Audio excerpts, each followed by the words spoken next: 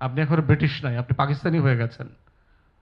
তো বললো, তো তো কি হইলো? বলে যে এই যে একটা রং, এই যে একটা রঙের পতাকা দেখছেন না, এটার মানে হচ্ছে আপনি এখন আর ব্রিটিশ ইন্ডিয়ান কিছু নয়, আপনি পাকিস্তানি হয়ে গেছেন। আবার কতগুলো বছর গেল।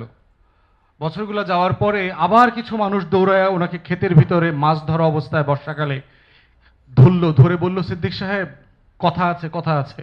কি বিষয়? বলে আপনি এখন থেকে বাংলাদেশী।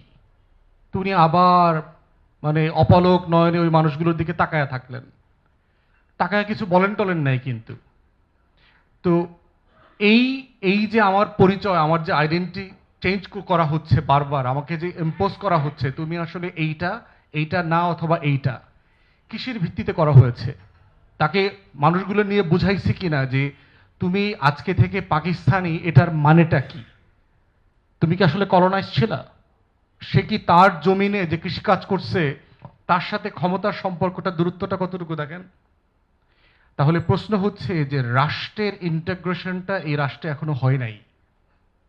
আপনি এখানে মানুষ দেখেন, নাগরিক দেখেন না। আপনি এখানে জনগণ দেখেন, প্রজা আকারে দেখেন, বাসিন্দা আকারে দেখেন। ওরা এইখানে যেভাবে দেখবেন যে প্রত্যেকটা গাছে পালাতে হাজার হাজার পাখি বাস করে, আমাদের বন জঙ্গলে সাপ বেজি বস করে, আমাদের মহল্লাতে কুকুর বিড়াল, আমরা এই তেলাপোকা কেঁচু সবকিছুর সাথে মিলায় থাকি না? আমরা আপনারাও একই রকম। এখন প্রশ্ন হচ্ছে যে আপনি নাগরিক না হওয়া পর্যন্ত এর সমাধান কোথায়?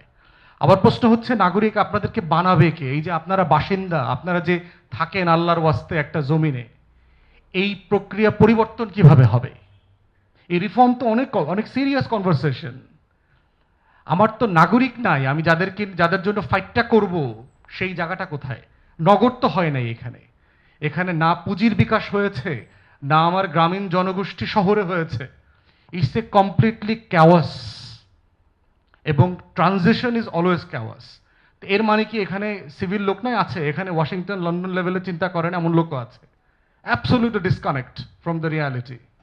আবার এখানে এমন এমন মানুষ পাবেন আপনি প্রান্তিকে, চরের ভিতরে চর, সেই চরের ভিতরে চর, সেই চরের ভিতরে গুচ্ছগ্রামে বাস করে।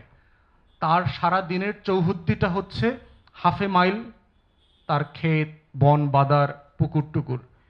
সেই বাস্তবতায় বুঝতে হবে যে আপনার সংকটটা শুধুমাত্র এই ভোট কিভাবে করবেন, নির্বাচন কিভাবে করবেন, বরাদ্দ কত দিবেন, এর মধ্য দিয়ে এটা আলোচনাটা শেষ হয়ে যাবে না। অনেক আগে একটা বই পড়েছিলাম আপনার কলোনিয়াল জায়গা থেকে, আপনার একজন Egyptian scholar, the crisis in the Muslim mind, মুসলমানদেরকে কেন্দ্র করে লিখেছেন, বাট অ্যাবসলিউটলি আমাদের জন্য প্রযোজ্য আর কি।